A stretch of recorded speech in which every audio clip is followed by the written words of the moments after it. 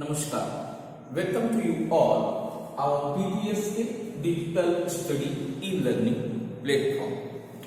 आशा करता हूं बच्चों कि आप सब एकदम स्वस्थ होंगे, मस्त होंगे, अपने घरों पर अपनी जिम्मेदारी को अच्छी तरीके से निभा रहे होंगे, पढ़ाई कर रहे होंगे, क्योंकि आपका बोर्ड है, you are the board students, so there is a need to big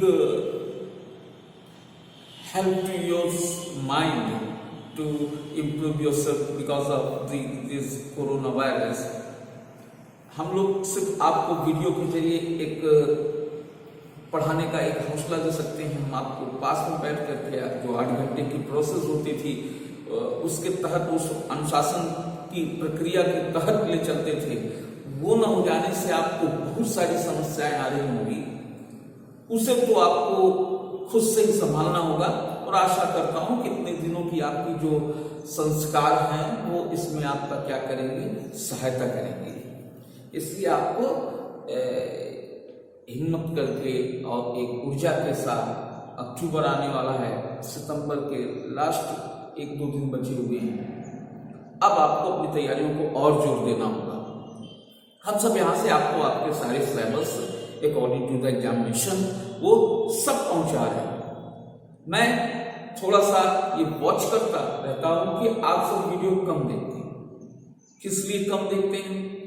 क्या आपको ऐसा लगता है कि आप स्वयं में इतने पढ़े लिखे हो गए कि आप एग्जामिनेशन देख लें, या आप कहाँ मेहनत कर रहे हैं इसकी खुद भी तलाश करें। कहीं ऐसा ना हो कि एग्जाम सर पर आ जाए और आपको पता न लगे। इसलिए आप बोर्ड के स्टूडेंट्स हैं, आपको पूरा प्रयास करना होगा, पूरी तैयारी के साथ जुड़ना होगा। आज के टॉपिक के साथ हम लोग जुड़ते हैं बेटा। आज के टॉपिक हमारा मैग्नेटिक इंडक्शन का ही है और उसमें हम लोग मुख्य रूप से इंपॉर्टेंटली हम लोग पढ़ेंगे लेंज लॉ के बारे में। वो क्या है, इसको हम लोग थोड़ा सा भी आगे जैसे जैसे हमारा वीडियो बढ़ता रहेगा वैसे हम लोग जानते रहेंगे, समझते रहेंगे। आइए हम शुरू करते हैं कि एक न्यूमेरिकल जो अभी तक हमने पढ़ा, अभी तक हमने फैराडेज के लॉ पढ़े और उस फैराडे के ऑब्जर्वेशन से हमें ये पता लगा था कि rate of change of magnetic flux से, जब मैग्नेटिक फ्लक्स चेंज होता है, उसका रेट चेंज होता है, उसकी टाइमिंग चेंज होती है, तो there is a induced EMF, electromotive force is produced, and due to this electromotive force there is a current is induced, current is produced। एक चमत्कार सा आप मान सकते हैं बच्चों से, इसलिए मैं इसको चमत्कार का नाम बताता हूं कि इसमें कुछ अलग हुआ। आप इसे एग्जाम्पल ऑब्जर्वेशन में आप देखें तो एक कॉइल मैग्नेट उसके आसपास जाने से मैग्नेट के फ्लक्स और उस कॉइल के फ्लक्स के आसपास आने से एक चेंजिंग हुई, उस चेंजिंग की वजह से एक करंट प्रोड्यूस होता है। तो ये एक नई जो डेवलपमेंट आई, उसको जब एक शॉर्ट में हमने समझा, उसको फैराडेज के लॉ के थ्रू हमने समझा कि फैराडेज के जो सेकेंड लॉ था उस लॉ के थ्रू हमने ये बात की थी, rate of change of magnetic flux is produced EMF and this EMF through the coil, EMF through the coil and this EMF produce current. और इतना ही एक एग्जाम्पल के थ्रू बच्चों को इसको समझने की कोशिश करते हैं और अच्छे तरीके से समझते हैं कि कैसे हम लोग इसको न्यूमेरिकली थ्रू करें। मैं वीडियो के थ्रू आपको ये कोशिश करता रहता हूं कि आपको ये आप बताता हुआ चलो बच्चों की इसके न्यूमेरिकल कितने इंपॉर्टेंट होते हैं, इसके न्यूमेरिकल कितने इंपॉर्टेंट होते हैं, ये सब मैं आपको बताता हुआ चलूँ। इस तरीके से मैं आपको न्यूमेरिकल भी बीच में बता रहा हूँ। चल बेटे आगे। एक मैंने न्यूमेरिकल दिया है कि if the phi b is equal to 5t square plus 4t plus 1, एक मैग्नेटिक फ्लक्स की वैल्यू दिया है यहां पर, find induced EMF through the coil. अभी तक हमने क्या सीखा? हमने इंड्यूस्ड ईएमएफ ही निकालना तो सीखा है। तो वो इंड्यूस्ड ईएमएफ हमें यहाँ 5 दिया है। 5 के गिवन वैल्यू से हमें induced EMF through the coil निकालना है at instantaneous time, that is t बराबर 1 second. We well know when we want to know the rate of change of magnetic flux, or we can say that is EMF, or we can also say that is induced current. We know it is the as on the t is equal to 1 second. It is not in average value. This is instantaneous value. So say their magnitude will be we get by the d phi by dt, not delta phi by delta t. We know it d phi by d phi dt. इससे आप याद रखेंगे instantaneous value की कोई average value इसने नहीं पूछी। Okay, कोई एवरेज वैल्यू इसमें हमसे नहीं। तो अब हम इजीली क्लास 11th में हमने जो पढ़ा है डिफरेंशिएट करते हैं, इसको डिफरेंशिएट करते हैं। तो पहले की वैल्यू रख देते हैं 5 की जगह। 5 की वैल्यू दी गई है magnetic flux, magnetic flux. Now we find induced EMF. Induced EMF is produced due to the rate of change of magnetic flux. We get the rate of change of magnetic flux because it is taking this component d phi dt, because this is instantaneous value at t is equal to 1 second. Now we differentiate this, we get 5 to the tan t plus 4, t की differentiation value 1 होती है और किसी भी constant की 0 होती है, tan t। अब ये वैल्यू t की दी गई है 1 सेकेंड, हमने 1 सेकेंड रख दिया तो इसको होगा 14 वोल्ट्स की करंट प्रोड्यूस होगा 5 रेट चेंज होने की वजह से, 5 की रेट चेंज होने की वजह से। तो आई थिंक बच्चों आपको ये समझ में आया होगा। अब हम लोग आते हैं अपने सेकेंड टॉपिक पर, डायरेक्शन ऑफ इंड्यूस्ड ईएमएफ और करंट। कि इस ईएमएफ जो करंट हमारी प्रोड्यूस हो रही है इसकी डायरेक्शन क्या हो, तो इसको जान पाए हम लेंज के थ्रू। अब वो क्या है Lenz law? Lenz law is saying that the direction of induced EMF is always such that the direction of induced EMF is always such that it opposes that causes by which it produced. The direction of induced EMF, ऐसे लिख देता हूं,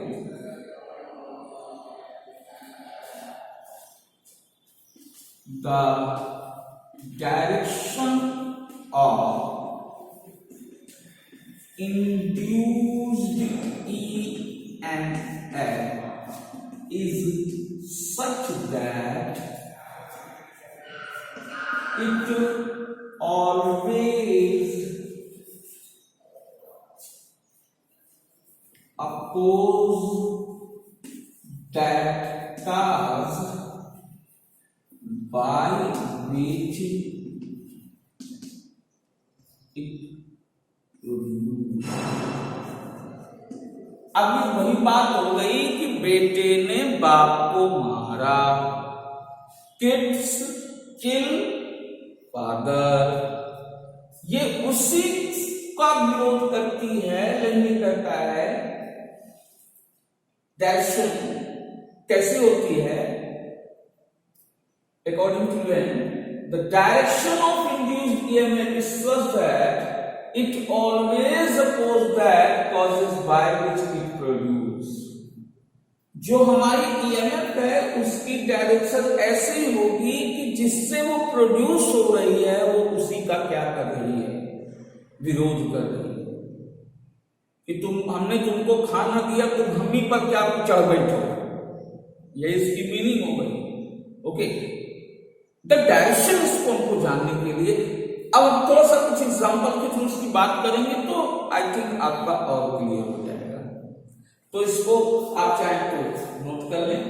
The direction of induced EMF is such that it always opposes that cause by which it produced, कि जिनसे ये क्या होता है, बनता है, जिनसे ये प्रोड्यूस हुआ होता है, ये उसी का क्या करता है, अपोज करता है।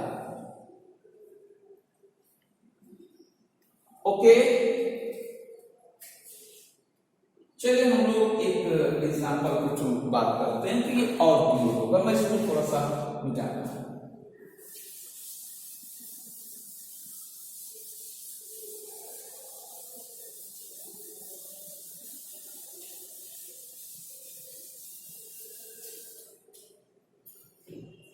मान लीजिए हम सर्कुलर कॉइल लेते हैं और इस कॉइल में ये हम मान लेते हैं कि ये एक मैग्नेटिक फील्ड में क्या हुआ है, रखा हुआ है, और ये magnetic field increase, magnetic field क्या हो रही है, increase. This cross means inward, जो हमारी मैग्नेटिक फील्ड इसकी है वो इनवर्ड डायरेक्शन। अब ये एक आप कंडीशन आप सपोज करो। अब आपको थोड़ा सा फ्लेमिंग और थोड़ा सा फैराडे लॉस के थ्रू आपको तो जानते होंगे कि किसी मैग्नेटिक फील्ड में कोई अगर वायर रखा हुआ है और उसकी मैग्नेटिक फील्ड क्या हो रही है, इंक्रीज हो रही है, इनवर्ड उसका क्या है, डायरेक्शन है, तो अब आप इसके जो इस कंडीशन पर जो करंट हमारी प्रोड्यूस हो उसका डायरेक्शन आप कैसे निकालेंगे, उसकी डायरेक्शन आप कैसे निकालेंगे, तो ये आपके पुराने ऑब्जर्वेशन से समझ में आएगा। मेरी बात ध्यान से समझिएगा बच्चों, सब कुछ समझ में आएगा। तो ये देखिए अभी इसकी डायरेक्शन इस तरीके से हो, जब भी हमारी क्या हो रही, इंक्रीज हो रही इनवर्ड। अब देखिए राइट हैंड थंब रूल के according we put this our finger in the direction of the current direction, हमारा थंब जो किधर की इनवर्ड है ना, तो ये एक कंडीशन आप इसको समझ। अब यहां से आप ये समझ सपोज कीजिए कि आप ये देखिए कि बी क्या हो रही है, इंक्रीज हो रही है। जब बी इंक्रीज होगी तो फ्लक्स भी क्या होगा, इंक्रीज होगा। ये तो फैराडेज के लॉ के अकॉर्डिंग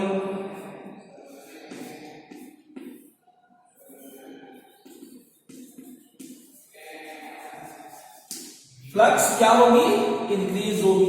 जब मैग्नेटिक फील्ड इंक्रीज हो रही है तो फ्लक्स क्या होगी, इंक्रीज होगी। और जैसे ही फ्लक्स क्या होती है, इंक्रीज होती है, इंड्यूस्ड EMF प्रोड्यूस्ड।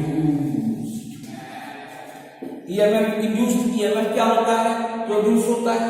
क्यों, क्योंकि the rate of change of flux is produced EMF, the rate of change of flux is produced EMF। इसको आप इंड्यूस्ड EMF बोले, चाहे आप इसको करंट बोले,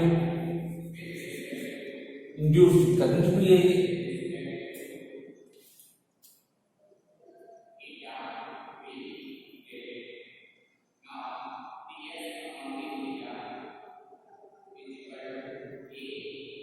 ओके, आप देखिए जब बी इंक्रीज हो रही है तो फाई क्या होगी, इंक्रीज होगी। इस फाई की इंक्रीज होने की वजह से इंड्यूस्ड EMF प्रोड्यूस होता है, जिसको हम कह सकते हैं कि इंड्यूस्ड करंट भी हम आप कह सकते हैं। अब इस वजह से आपका फाई इंक्रीज होने की वजह से अब आपकी जो डायरेक्शन ऑफ हमको में जो हमको इंड्यूस्ड EMF है उसे हमको यहाँ पे डिक्रीज करना होगा। क्यों? क्योंकि लेंजला यही कहता है, लेंजला कहता है कि it oppose to that cause by which it produced. अब आप थोड़ा सा समझिए, यहां पर जब मैग्नेटिक फील्ड इंक्रीज हो रही थी तो फाई भी क्या हो रही है, वहां पर इंक्रीज हो रही है। उस फाई की इंक्रीज होने की वजह से इंड्यूस्ड ईएमएफ प्रोड्यूस हो रहा है। इंड्यूस्ड ईएमएफ प्रोड्यूस होने की वजह से नेचुरल सी बात है कि इंड्यूस्ड करंट क्या होगा, वो प्रोड्यूस्ड होगा। लेंजला अब कहता है कि इट अपोज, अब होना ये चाहिए कि फाई क्या करे, इंक्रीज होगा और ज्यादा इंक्रीज होगा, मैग्नेटिक फील्ड इंक्रीज होगा। लेकिन लेंजला के अकॉर्डिंग क्या कहना है हमको, अब हमको इस जो फाई को इंक्रीज है इसको डिक्रीज करना है, क्योंकि ये उसी काज का विरोध करता है जिससे ये क्या हुआ, प्रोड्यूस हुआ होगा। तो जब हमारी इनवर्ड डायरेक्शन थी, तो जब हम ये इसको ये मान सकते हैं कि ये हमारी जो डायरेक्शन है वो क्लॉकवाइज थी, जब यहाँ ये डायरेक्शन। अब लेंजला के अकॉर्डिंग आप क्या करेंगे, आप फाई को डिक्रीज करना चाहेंगे। आप फाई क्या करेंगे, डिक्रीज करेंगे। ये जो डायरेक्शन है, ये जो डायरेक्शन है अब ऐसे हो गया। Yes, this is Lenz law. Okay, anticlockwise, उसको क्लॉकवाइज से उसको क्या करते हैं हम, anticlockwise, anticlockwise, anticlockwise, clockwise से हम एंटी क्लॉकवाइज, क्योंकि इसी कॉज का अपोज करती है, जिससे ये क्या होती है। अब ये इंड्यूस किया है किससे, फाई की इंक्रीज होने की वजह से, तो फाई को डिक्रीज कर, तो direction the current will be anticlockwise. Okay, phi decrease. अब ये कंडीशन हम आउटवर्ड पर ले गए, ये कंडीशन हम लोग आउटवर्ड पर। अब आप इसको आउटवर्ड कंडीशन को समझे, जब अब जो इनवर्ड था अब outward.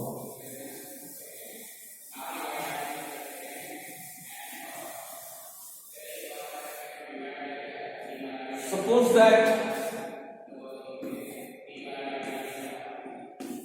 this is outward field,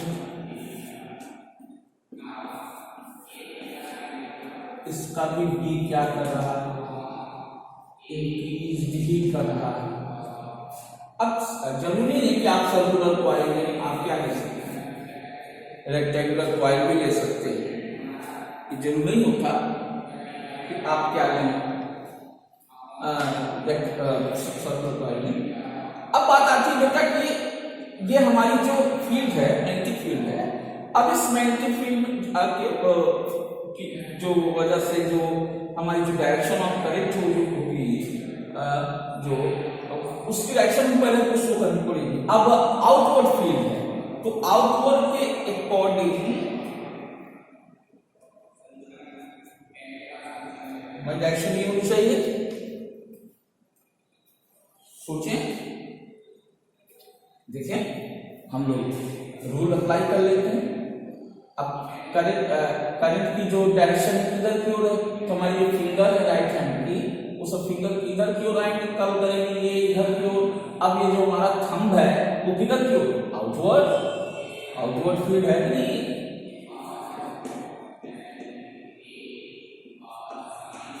outward field. Okay, मैंने आपको समझाया इसलिए। अब बी इंक्रीज तो फाई इंक्रीज। अब जब फाई इंक्रीज तो इंड्यूस्ड करंट, ईएमएफ और करंट कौन से इंड्यूस्ड, ये सब इंड्यूस्ड वाले हैं। जो इंड्यूस्ड ईएमएफ और इंड्यूस्ड करंट प्रोड्यूस होगा। अब जब ये इंड्यूस्ड करंट प्रोड्यूस होगा तो ये जो क्या करेगा, फाई को डिक्रीज करना चाहेगा, क्योंकि फाई यहाँ क्या हो रही है, इंक्रीज हो रही है, इसकी टेंडेंसी क्या होगी, फाई को डिक्रीज करनी। अब ये फाई को डिक्रीज करने के लिए क्या होगा, अब हमारी ये देखिए जरा इधर से पहले से इसकी डायरेक्शन की तरह है, इस टाइप है। अब ये इसकी वजह से तो इसकी मैग्नेटिक फील्ड किधर की ओर, आउटवर्ड की ओर है, तो इसकी आउटवर्ड की मैग्नेटिक फील्ड हमको घटानी है। जैसे वहां हम लोग इनवर्ड की मैग्नेटिक फील्ड घटाएंगे तो ऑटोमेटिकली क्या होगी, फाई डिक्रीज हो जाएगी। वैसे इसकी आउटवर्ड की हमको मैग्नेटिक फील्ड घटा देंगे तो इसकी फाई डिक्रीज हो जाएगी। लेंथ का लॉ प्रूव होता हुआ दिखता है, तो इसलिए अब इसकी डायरेक्शन जो पहले एंटी क्लॉकवाइज थी, अब वो क्या हो जाएगी, क्लॉकवाइज। एक छोटी सी सोच ने कितना काम किया है, आप देखिए, क्लॉक, और इस तरीके से आपका डिक्रीज किया। तो जो लेंथ कहता है, क्या कहता है, the direction of induced EMF is always such that it oppose the cross produced it. इस बात को वो प्रूव करता हुआ नजर आता है। आशा करता हूँ आज का वीडियो आपको अच्छा लगा होगा। नेक्स्ट वीडियो में नए टॉपिक के साथ चलूंगा। वीडियो की शुरुआत मैंने आपसे एक उम्मीद और एक आशा की, एक आपसे कहा है कि आप पढ़ाई करें, क्योंकि बहुत जरूरी है। स्वस्थ रहें, मस्त रहें।